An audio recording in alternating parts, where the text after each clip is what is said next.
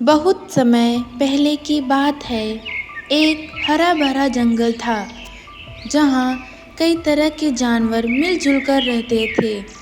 उस जंगल में शेर राजा हुआ करते थे और अन्य जानवर उनका सम्मान करते थे। हालांकि जंगल के जानवरों में एकता नहीं थी और वे अक्सर आपस में लड़ते रहते थे।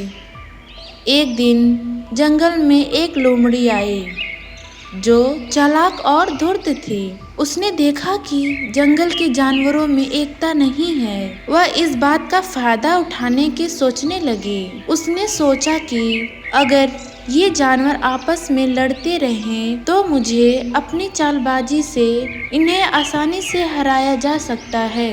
लोमड़ी ने सबसे पहले खरगोश के पास जाकर कहा, तुम्हें पता है कि हाथी तुमसे कितना बड़ा और शक्तिशाली है।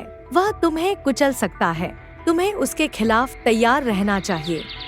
खरगोश डर गया और हाथी से दूर रहने लगा।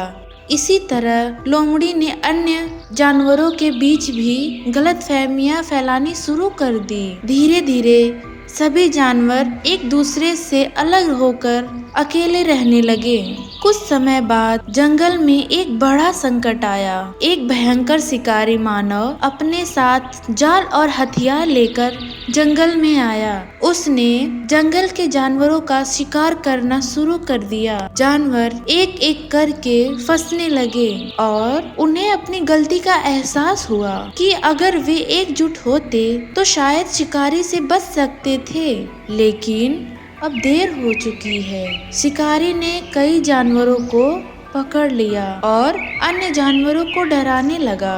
तभी एक समझदार बुजुर्ग कछुआ जो हमेशा शांत और सोच समझकर काम करता था। कछुए ने सभी जानवरों को इकट्ठा किया और कहा, हमारी कमजोरी हमारी एकता की कमी है। अगर हम एकजुट हो जाएं तो कोई भी हमें हरा नहीं सकता है। हमें एक दूसरे की मदद करनी चाहिए और मिलकर शिकारी का सामना करना चाहिए। जानवरों ने कछुए की बात मानी और एक बार फिर एकजुट हो गए। उन्होंने मिलकर एक योजना बनाई। हाथी ने अपने विशाल शरीर से शिकारी के जाल को तोड़ दिया। बंदरों ने पेड़ों से उस पर पत्थर बरसाए और पक्षियों ने उसकी आंखों पर चोंच मारी। शिकारी घबरा गया और जंगल से भाग खड़ा हुआ। जानवरों ने मिलकर शिकारी को भगा दिया। उनकी एकता के बल पर जंगल में फिर से शांति लौट आई।